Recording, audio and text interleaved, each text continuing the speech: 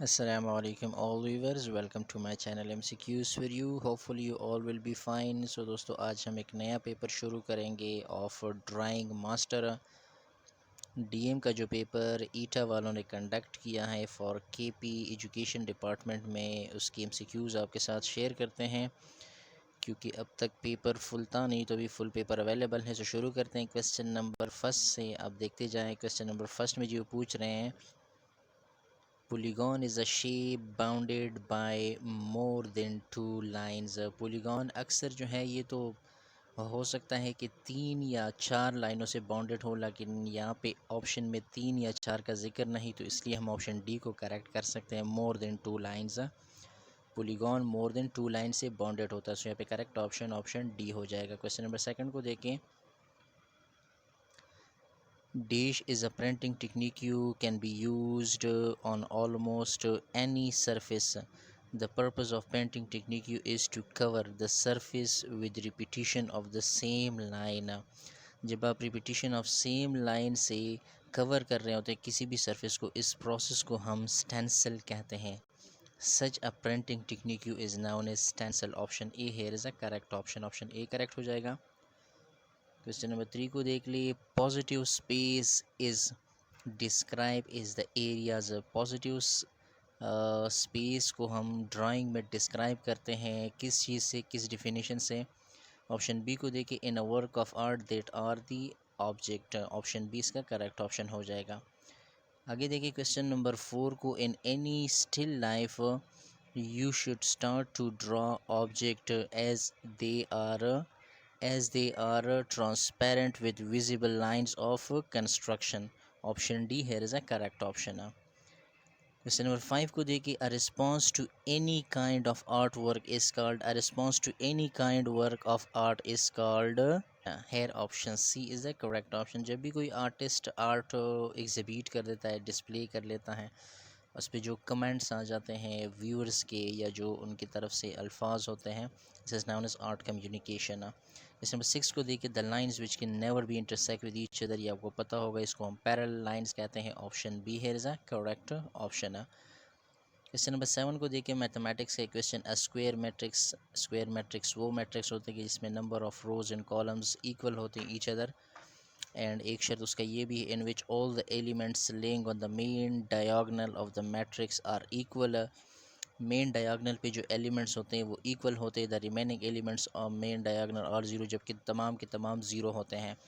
ऐसे square matrix को हम डायगोनल मैट्रिक्स कहते हैं। Option be here is the correct option है। क्वेश्चन नंबर 8 को देखिए। With every square matrix A a unique real number is associated which is called. Her square matrix के साथ एक नंबर रिलेटेड होता है, इसको हम डिटरमिनेंट कहते हैं। Option D here is the correct option है। क्वेश्चन नंबर 9 को देखें। The point of concurrency of the three angles bisector of a triangle is called in centre. Option C here is the correct option है। Question number 10 को देखिए। Tone is created by adding.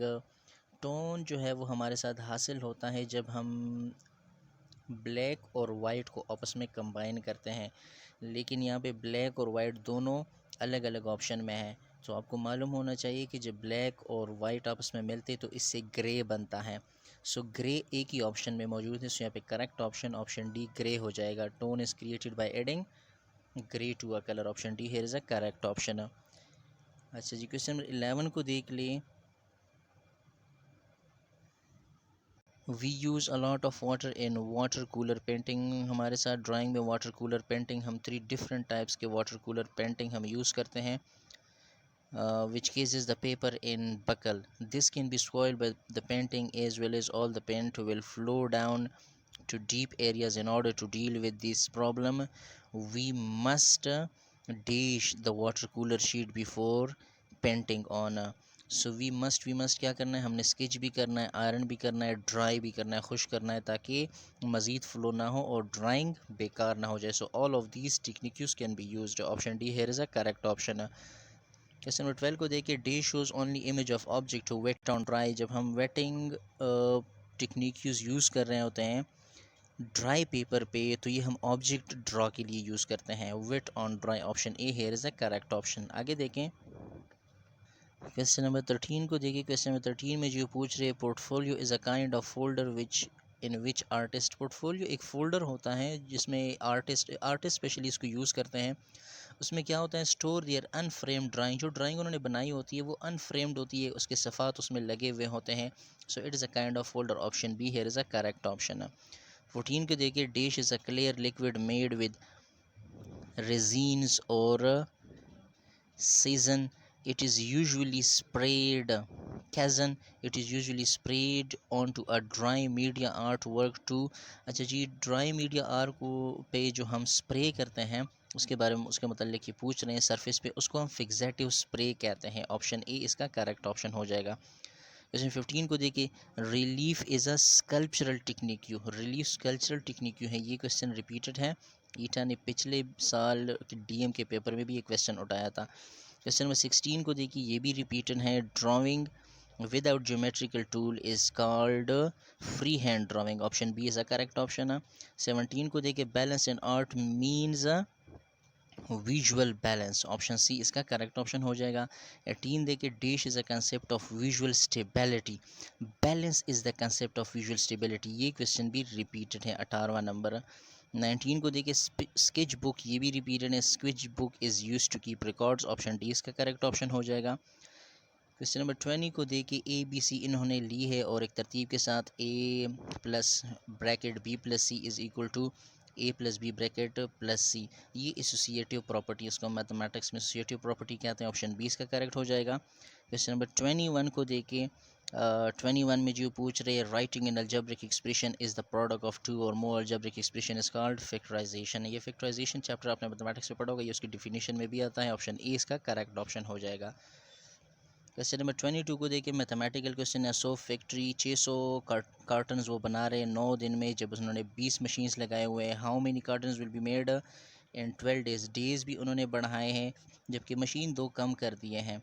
So days उन्होंने बढ़ा दिए हैं, अलबत्ता machine कम कर दी है, 2 ही कम कर दिए हैं, तो फिर भी जनरली कॉटन ज़्यादा बनेंगे। इसका करेक्ट ऑप्शन ऑप्शन सी आता है। बहरहाल इसको आप ख़ुद सॉल्व कर भी ले, क्योंकि यहाँ पे अभी ये फैसिलिटीज़ प्रोवाइड नहीं होगी, ऑप्शन सी है इज़ अ करेक्ट ऑप्शन। 720। आगे देखें क्वेश्चन नंबर 23 को, Aristotle said knowledge is a virtue, Aristotle के मुताबिक इल्म एक नेकी है, ऑप्शन ए करेक्ट हो जाएगा। 24 को देखिए, educational psychology is concern with the scientific study of human learning, psychology educational psychology क्या है, एजुकेशनल लर्निंग, ऑप्शन सी इसका करेक्ट हो जाएगा। 25 को देखिए, river Soan is an important driver of Potohar plateau, option C इसका करेक्ट ऑप्शन है। 26 को देखिए, arid region consist of, arid region जो है वो तल और चोलिस्तान पे मुश्तमिल है, ऑप्शन बी इसका करेक्ट ऑप्शन हो जाएगा। And question number 27, entry of marriage was made compulsory in union council, Ayub Khan ने 1961 में यूनियन काउंसिल में ये नेसेसरी या कंपल्सरी करार दिया था, ऑप्शन डी इसका करेक्ट ऑप्शन है। एंड क्वेश्चन नंबर 28 को देख ले, 1 कैलोरी, कैलोरी एनर्जी का यूनिट है और 1 कैलोरी कितने जॉल के बराबर, जॉल भी एनर्जी का यूनिट है। 1 कैलोरी ऑफ हीट या energy is equal to 4.81 joule, option A इसका करेक्ट ऑप्शन हो जाएगा। 29 को देखिए, शॉर्ट साइटेडनेस आई का एक आई की एक बीमारी है। शॉर्ट साइटेडनेस कि जिसमें बंदे को करीब की चीज़ें सही नज़र आती हैं लेकिन दूर की चीज़ें वो नहीं देख पा रहा होता, इसको करेक्ट करने के लिए हम कनकेव लेंस का इस्तेमाल करते हैं, ऑप्शन सी इसका करेक्ट ऑप्शन है। एंड क्वेश्चन नंबर 30 को देखिए, dish transport water through the body of plant, plant की बॉडी में वाटर को ट्रांसपोर्ट करने के लिए जाइलम वेसल्स होते हैं, ऑप्शन सी इसका करेक्ट है।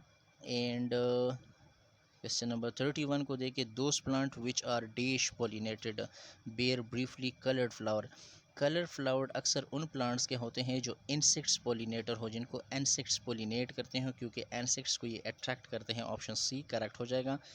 एंड वीडियो का आखिरी सवाल देखिए, 32 नंबर, अ dish sentence contain just one independent clause, simple sentence में जस्ट वन इंडिपेंडेंट क्लाज मौजूद होता है या शामिल होता है, ऑप्शन ई इसका करेक्ट ऑप्शन है। इंशाल्लाह बाकी MCQs नेक्स्ट पार्ट में आपके साथ शेयर होंगे। तो तब तक के लिए स्टे विद अस। कोई भी चैनल पे नए हो, चैनल को सब्सक्राइब करिए, लाइक करिए। Thank you so much for watching.